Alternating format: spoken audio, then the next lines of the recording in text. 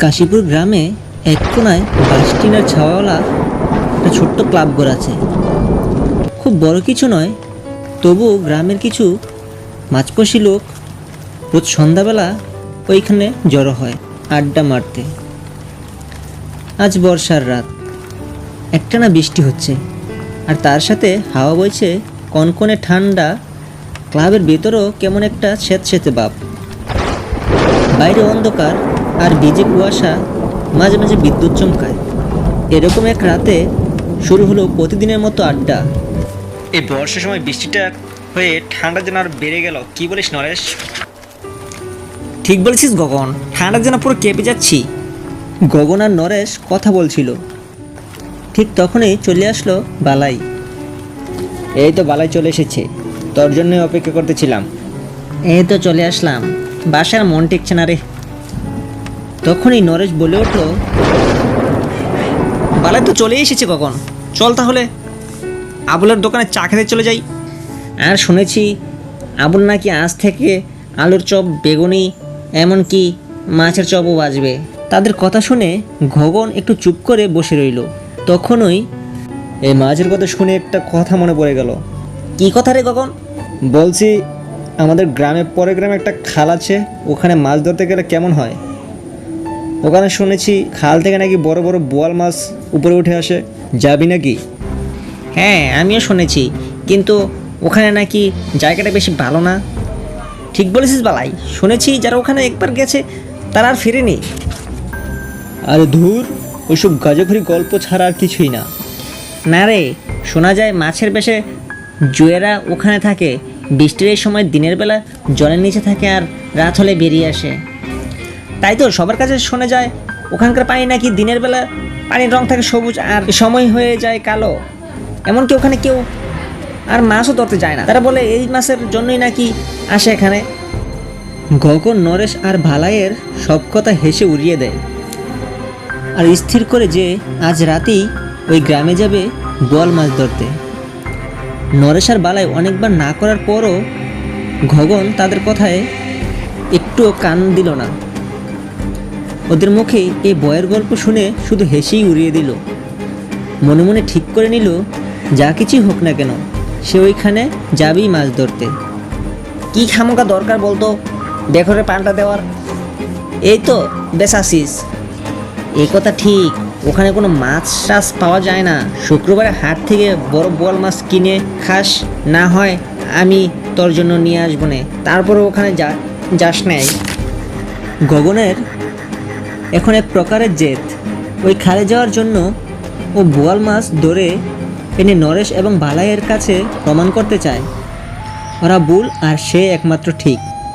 তোমরা চিন্তা করো না, আমি ঠিক বোয়াল মাছ নিয়েই ফিরবো, আর তোমাদের যাওয়ার দরকার নেই, আমি একাই সব করে নেব। গগন যে রেগে গিয়ে এ কথাগুলো বলছে তা বুঝতে অসুবিধা রইল না বাকি দুজনের। যথারীতি সেদিন রাতে গগন বোয়াল মাছ শিকারের জন্য রওনা দেয় ওই গ্রামের দিকে। সেদিন আকাশ ছিল মেঘলা আর মাঝে মাঝে ঝিরিঝিরি বৃষ্টি পড়ছিল। গ্রামের ফাঁকা রাস্তা ধরে গগন এগিয়ে চলছে খালের দিকে। বৃষ্টির রাতে তার মধ্যে শীতটাও একটু বেশি, তাই রাস্তায় কোনো মানুষ নেই। আজকের দিনেই বৃষ্টি হতে হলো, তার মধ্যে শীতে যেন পুরো শরীর কেঁপে উঠছে।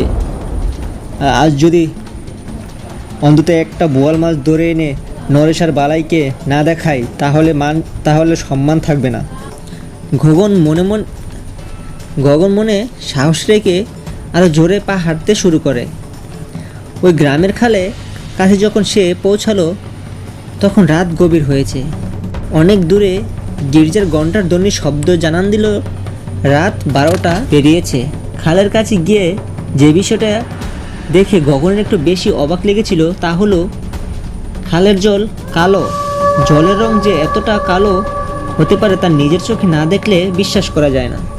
আশেপাশের পরিবেশটা দেখে গগন বুঝতে পারল কয়েক মাসও কারো আসা যাওয়া নেই। এটা থেকে তার মনে বেশ খানিকটা বয়ের সন্ধান হতে থাকে। তারপরও মনে সাহস নিয়ে হাতের সরঞ্জাম নিয়ে বসে পড়ে খালের এক সাইডে। কেন যে তাদের সাথে জিদ ধরে আসতে গেলাম। এই বৃষ্টিতে ঠান্ডা আবহাওয়ার মধ্যে হাত পা পুরো জমে যাচ্ছে। ভয়টা কাটানোর জন্য গগন একটা বিড়ি মুখে দেয়। সে দেশলাই জ্বালিয়ে বিড়িটা যখন ধরাতে যাবে ঠিক তখনই আগুনটা নিভে যায়, বা বরং বলা যায় কেউ একটা নিভিয়ে দেয়। বাতাসে তখন হাওয়া নেই, বড় পাশে কেউ নেই, তাহলে হয়তো আসার সময় বৃষ্টিতে একটু ভিজেছিল, তাই হয়তো কাঠিগুলো নিভে যায়। এই বলে নিজেকে সান্ত্বনা দেওয়ার চেষ্টা করে। যাই হোক, সে মাছ বাসার জন্য অপেক্ষা করতে লাগলো। অপেক্ষা করতে করতে কয়েক ঘন্টা পেরিয়ে যাওয়ার মধ্যে ওর চোখও লেগে আসে ঘুমে। তখনই একটা অদ্ভুত শব্দ আসে আর গগনের ঘুম ভেঙে যায়। আর সে দেখতে পায় খালে কতগুলো মাছ বেশি উঠেছে। কিছু সময় মাছগুলোর দিকে তাকিয়ে থাকে গগন। কি অপূর্ব দেখতে! মাছগুলো সাধারণ মাছ থেকে বেশ অনেকটা বড়। সে আর অপেক্ষা করতে না পেরে হাতে থাকা সরঞ্জামটি মাছের দিকে ছুঁড়ে মারে।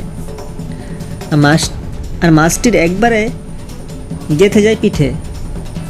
আর সেই সাথে সাথে বাকি মাছগুলো বিকট শব্দ করা শুরু করে। এই চিৎকার যেন পৃথিবীর কারো চিৎকার নয়।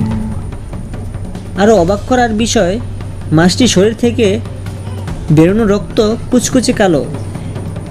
এ কি, আমার সাথে এসব কি হচ্ছে? তখনই সব মাছগুলোর চেহারা পাল্টে যেতে লাগলো।